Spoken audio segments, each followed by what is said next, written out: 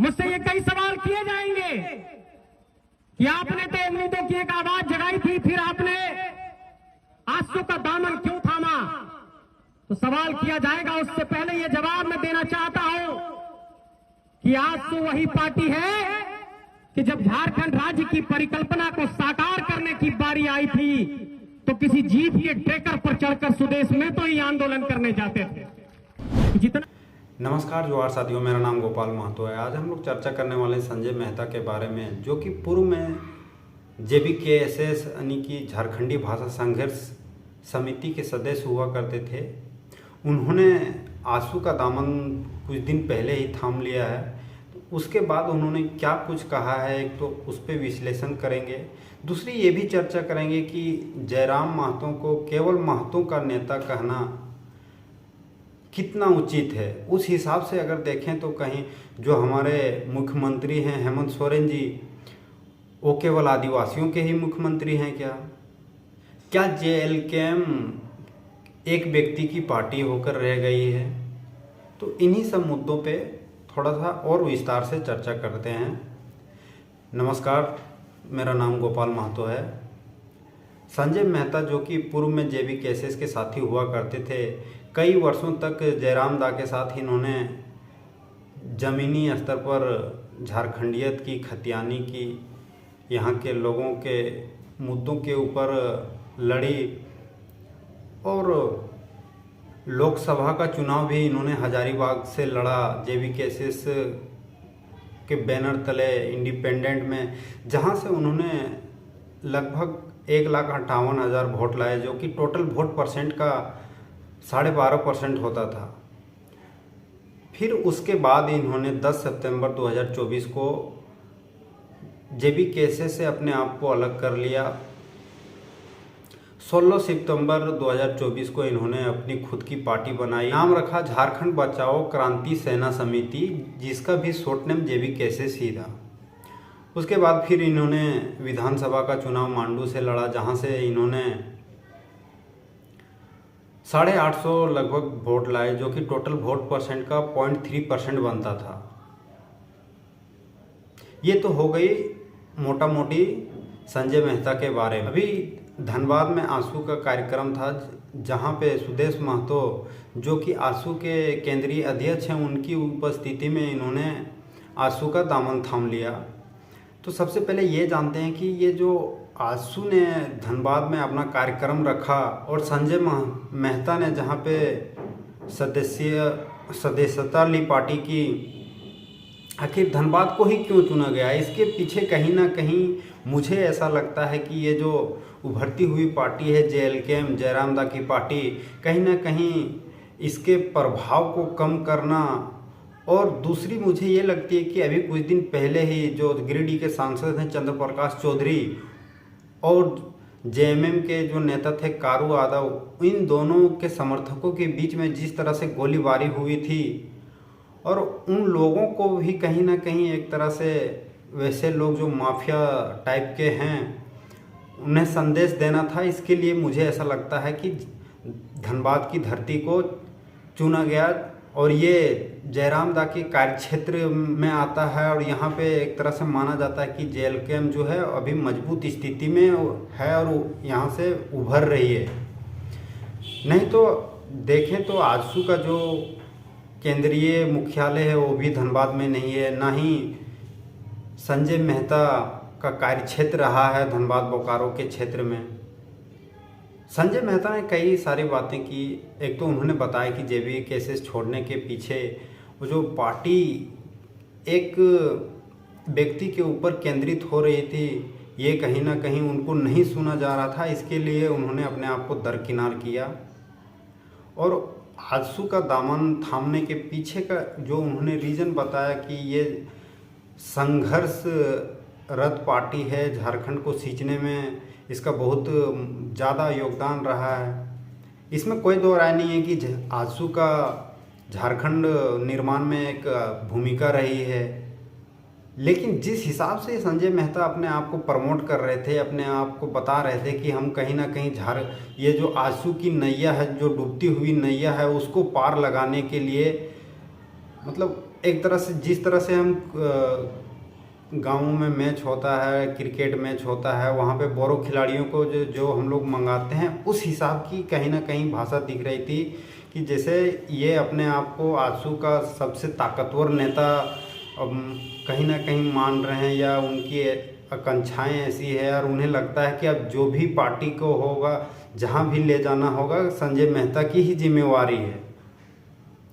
और जिस आजसू में ये गए हैं और जिस JLKM के ऊपर आज ये आरोप लगा रहे हैं कि ये एक व्यक्ति विशेष की पार्टी हो गई है, तो आजसू अगर व्यक्ति विशेष की पार्टी नहीं हुई तो ये आजसू की आज ये दिन दशा कैसे हो गई कि आजसू के पास आज यंग लीडर नहीं है, यंग ब्लड नहीं है। आज उनको यंग ब्लड के लिए दूसरे जगह से लोगों को क्यों अपने पार्टी में शामिल करना पड़ रहा है। कहीं ना कहीं यहाँ लीडरशिप की जो कमी थी, वो पार्टी केंद्रित अगर एक व्यक्ति पे आजसू नहीं हुई तो फिर ये जो संगठन में सेंधमारी हुई है वो कहाँ से हुई। आजसू का अगर पूरा नाम देखें तो ऑल झारखंड स्टूडेंट यूनियन है, लेकिन आजसू में एक भी ऐसे कैंडिडेट विधानसभा के नहीं मिलेंगे जो कि यंग हैं, स्टूडेंट हैं। सारे के सारे आपको 40 साल, 45 साल, 50 साल ऐसे मिलेंगे। यंग ब्लड को यहाँ पे प्रमोट ही नहीं किया जा रहा है।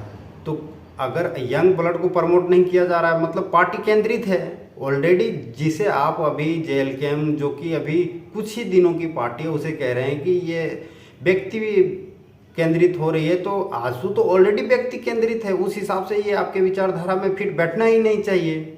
कई नेताओं द्वारा भी और खास करके मीडिया के द्वारा भी ये बोला जाता है कि जयराम महतो के नेता हैं, महतो के इनकी जो वोट है वो केवल महतो ही है।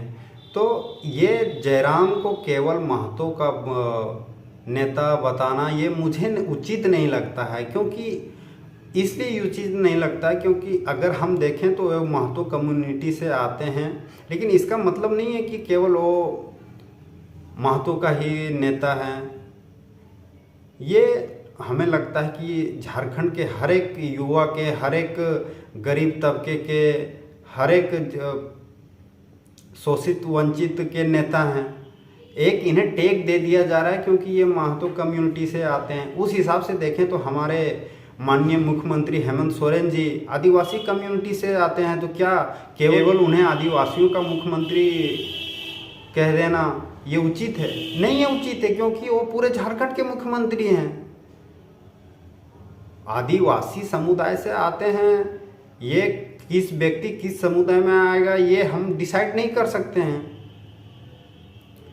तो केवल जयराम दा को महतो से जोड़ना ये मुझे उचित नहीं लगता। इनका कार्य क्षेत्र ऐसे जगह से है, ये ऐसे जगह से उभरे हैं जहाँ पे महतो वोटरों की संख्या ज़्यादा है, इसलिए ऐसा लग रहा है कि ये केवल महतो के ही वोट हैं। इनका कार्य क्षेत्र जैसे जैसे धीरे धीरे बढ़ता जाएगा वो सभी समुदाय इसमें आते जाएंगे।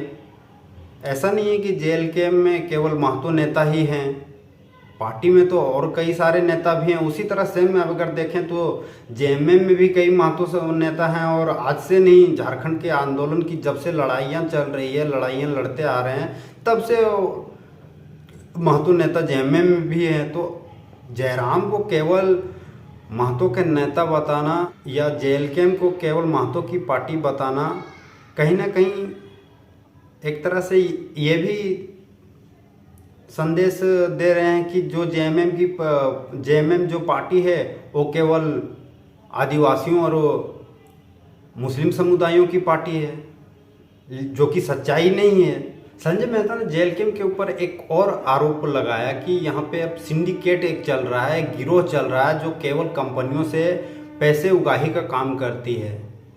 पैसे उनके जो मैनेजर होते हैं या कंपनियों के जो भी पदाधिकारी होते हैं उनसे सांठ गांठ करके ये उनसे पैसे ऐंठने का काम कर रहे हैं। अगर सेम चीज़ अगर इसको देखें, कुछ दिन पहले संजय मेहता की ज्वाइनिंग से पहले जो एक अश्लील वीडियो और फोटो का जिक्र किया गया था रजनी रवानी द्वारा, जो कि JLKM की नेत्री थी, उन्होंने भी कहीं ना कहीं इसी ओर इशारा किया था। तो हम ये कह लें कि जयराम दा की पार्टी को, जयराम दा को बदनाम करने के लिए रजनी रवानी से ही प्रक्रिया स्टार्ट हुआ, चाहे पार्टी कोई सी भी हो। सेम चीज़, वही चीज़ संजय मेहता भी कह रहे हैं। बाकी मेरा जेएलकेएम से या आजसू से या बीजेपी से या जेएमएम से, किसी भी पार्टी से कोई लेना देना नहीं है। बस जो चीज़ें मुझे लगती है कि बात करनी चाहिए उस पर मैं बात करता हूँ। इस वक्त मुझे लगता है कि जयराम दा के बारे में बात करना चाहिए। उनकी जो विचार है लोगों के और लोगों तक पहुंचाने की आवश्यकता है। इसलिए जो एक गांव सभा में 2-4 लड़के खड़े होते हैं, तब की जो क्या बातें होती है, बस उसी प्रकार की बातें मैं आप लोगों से करने की कोशिश करता हूं। बाकी संजय मेहता भी एक अच्छे प्रवक्ता हैं, अच्छी बातें करते हैं, उनकी विचारें अच्छी हैं। जिस पार्टी में भी रहे हैं, चाहे कोई से भी पार्टी का हो, अगर सामाजिक कार्य करते हैं तो मुझे अच्छा लगता है कि कम से कम समाज के लिए वो अपना समय दे रहे हैं, अपना एनर्जी लगा रहे हैं, अपना धन दौलत सब कुछ लगा रहे हैं। कहीं ना कहीं बहुत सारे लोगों को ऐसी इच्छा होती है कि हम भी समाज के लिए कुछ कर जाएं, लेकिन सबके पास ऐसी परिस्थितियां नहीं होती कि वो फील्ड में जाके लोगों के बीच में लोगों के साथ में रहकर समाज की सेवा करें। कई लोग ऐसे भी होते हैं जो समाज में ना रह करके, लोगों के बीच में ना रह के, समाज की जो सच्चाई है समाज को दिखाकर समाज की सहायता करना चाहते हैं। उसी तरह मुझे भी आप ले सकते हैं। मुझे भी किसी पार्टी से या किसी व्यक्ति विशेष से कोई बहुत ज़्यादा लगाव नहीं है। कई मुद्दे ऐसे भी हैं जहाँ पे मुझे जयराम दा से भी मैं एग्री नहीं करता हूँ। जैसे अभी विधानसभा का जो चुनाव हुआ झारखंड में, उसमें एक मुद्दा काफ़ी मुद्दा छाया रहा बांग्लादेशी घुसपैठ का। लेकिन इनसे जेएलकेएम ने अपना एक तरह से यूं कहें तो अपना नाता तोड़ लिया।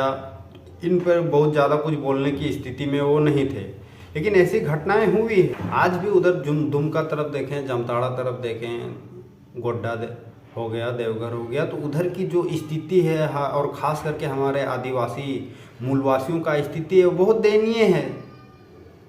और ऐसे में कई ऐसे रिपोर्टें समय निकल के बाहर आई है जो कि कई बांग्लादेशी लोग हैं जो आके यहाँ के आदिवासी युवतियों से उन्होंने शादी कर लिया। और बाकायदा उस गांव में काफ़ी सारे ऐसे लोग हैं जिन्होंने ऐसा किया है और वहाँ का नाम भी रख दिया गया जमाई टोला। लेकिन इस मुद्दे से जेएलकेएम ने अपना पीछा छुड़ा लिया था, जो कि कहीं ना कहीं मुझे लगता है कि जो भी झारखंड की स्थिति है उस पर बात करनी चाहिए, मुखरता होकर बात करनी चाहिए। बाकी फिर मिलेंगे। आप सभी को एक बार फिर से मेरा जोहार।